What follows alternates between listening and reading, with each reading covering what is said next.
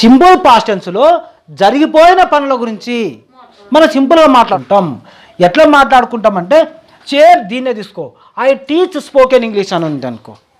నేను ప్రజెంట్గా spoken English బోధిస్తున్నా. బోధించిన అయిపోయింది, బోధించిన చెప్పినా క్లాస్ చెప్పినా అప్పుడేం చెప్పాలా అంటే ఐ టీచ్డ్. అబ్జెక్ట్ ఏమొస్తుంది ఇక్కడ? Spoken English. చూడండి, I teached spoken English. Subject ఏమో ఐ, వర్బ్ ఏమో టీచ్డ్, ఆబ్జెక్ట్ ఏమో స్పోకెన్ ఇంగ్లీష్. మరి టీచర్ వచ్చింది ఎట్లా సార్? టీచర్ రావాలి కదా. ఫస్ట్ ఫామ్ వస్తే టీచ్ వస్తుంది, సెకండ్ ఫామ్ లేకపోతే టీచర్ అవుతుంది.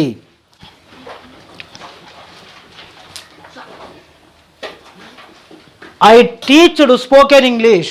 ఐ టీచ్డ్ స్పోకెన్ ఇంగ్లీష్ అంటే సింపుల్ ప్రజెంట్ టెన్స్లో ఐ టీచ్డ్ స్పోకెన్ ఇంగ్లీష్ అనేది ఫస్ట్ సబ్జెక్ట్ వస్తుంది, తర్వాత రెండవ వర్బ్ వస్తుంది. ఫస్ట్ వర్బ్ కాకుండా రెండవ వర్బ్ వస్తుంది, లాస్ట్ ఆబ్జెక్ట్ వస్తుంది. మనం రెండవ వర్బ్ని ఎట్లా పలకాలి సార్ అంటే రెండవ వర్బ్కి ఫస్ట్ వర్బ్ ఏమో టీచ్ అవుతుంది, రెండవ వర్బ్ ఏమో టీచర్ అవుతుంది, మూడవ వర్బ్ కూడా టీచర్ అవుతుంది. ఇక్కడ ఈ వర్బ్స్ మాత్రం మీరు బాగా నేర్చుకోవాలి. First verb, second verb, third verb ఇవి బాగా నేర్చుకుంటే మీరు ఈజీగా మీరు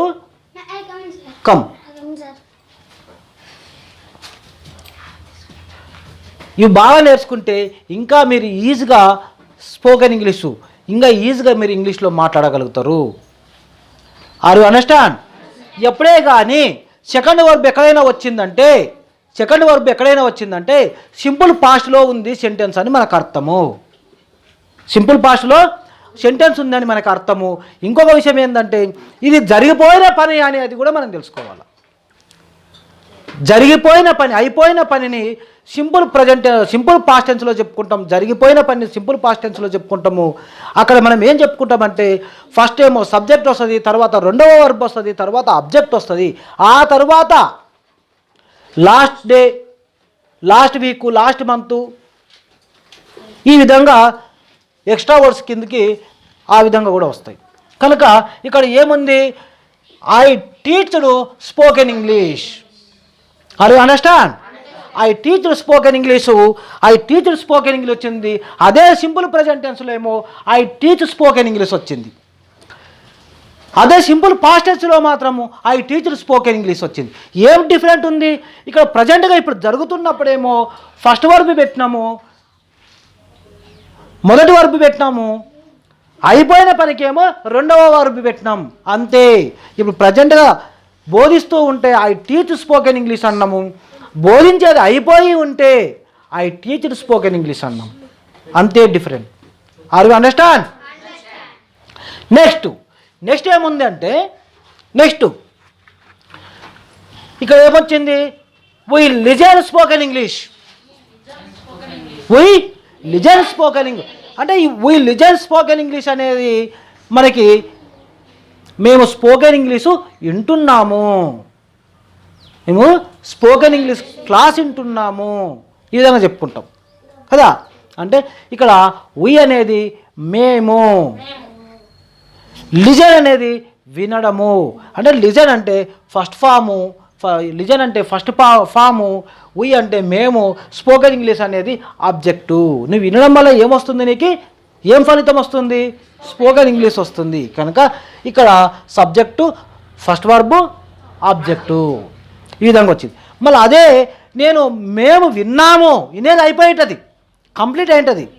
కనుక అప్పుడేం చెప్పుకోవాలి? We listened. ఏం చెప్పుకోవాలి?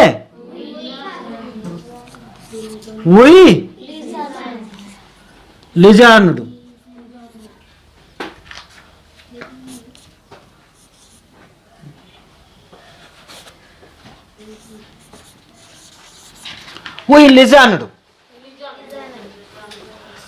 We listened spoken English.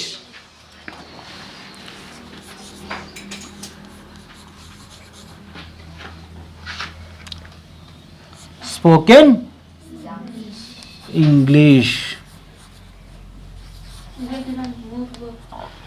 We listen spoken English ఎప్పుడు విన్నారు? నిన్న విన్నారు. ఇక్కడ ఏం రాసుకోవాలంటే యెస్టర్డే. ఏం రాసుకోవాలి?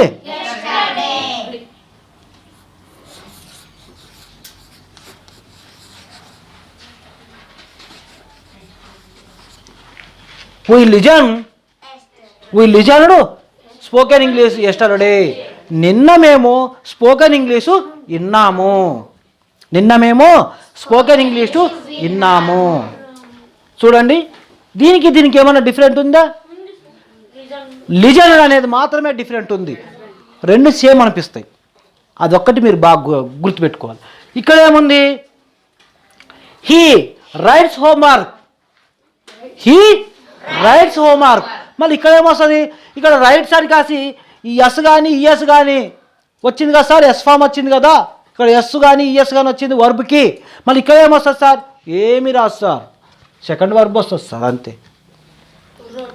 ఇక్కడ ఎస్ కానీ ఈఎస్ కానీ వస్తుంది వర్బ్ కానీ చెప్పినాం కదా ఫస్ట్ ఫామ్కి. ఇక్కడ సెకండ్ వర్బ్ ఒక్కటే వస్తుంది. ఇక్కడ ఫస్ట్ వర్బ్ వస్తే ఇక్కడ సెకండ్ వర్బ్ వస్తుంది, అంతే. ఇక్కడ ఆ కన్ఫ్యూజన్ ఏం అవసరం లేదు. ఎక్కడ సింపుల్ పాస్ట్ టెన్స్లో ఏం కన్ఫ్యూజన్ అవసరం లేదు. ఏం రాసుకోవాలా? He wrote homework.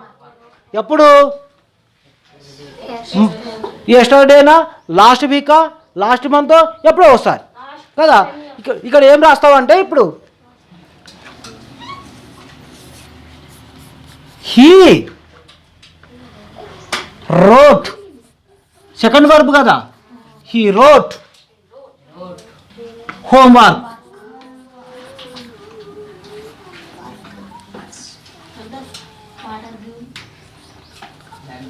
He wrote homework yesterday రాసుకుంటామా, లాస్ట్ వీక్ రాసుకుంటామా?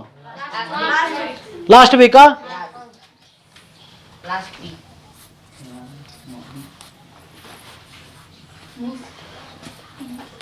లాస్ట్ వీక్, అంతే కదా.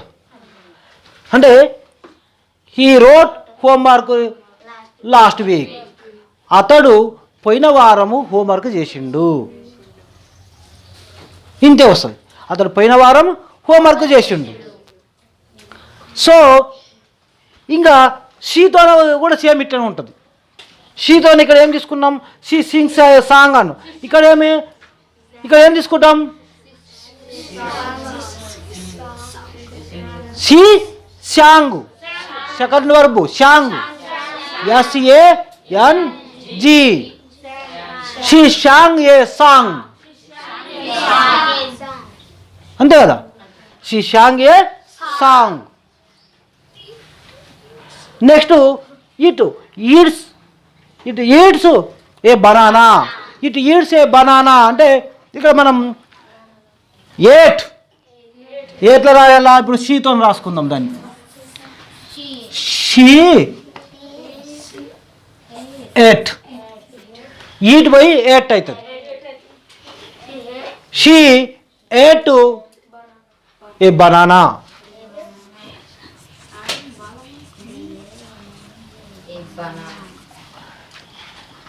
She at a banana.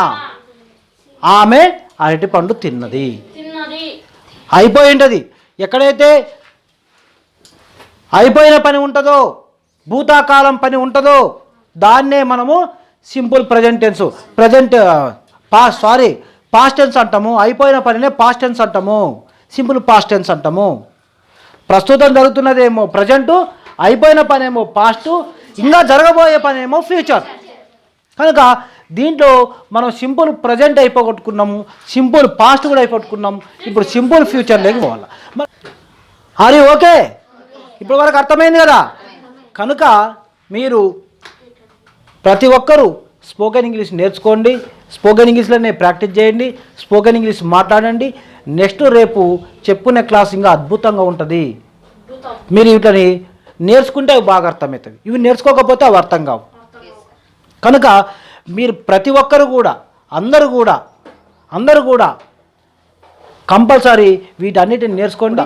ఈ వీడియో చూసేటోళ్ళు అందరూ కూడా ఇవి నచ్చితే లైక్ చేయండి, షేర్ చేయండి, కంపల్సరీ సబ్స్క్రైబ్ చేసుకోండి, బెల్ ఐకాన్ నొక్కండి. Are you understand? డైలీ మీకు ఈ వీడియోలు రావాలనుకుంటే ఒక్కసారి సబ్స్క్రైబ్ చేసుకోండి, ఒకసారి బెల్ ఐకాన్ నొక్కండి, ఆల్ వచ్చేటట్టు నొక్కండి. అది ఓకే, ఇట్స్ ఆల్ రైట్.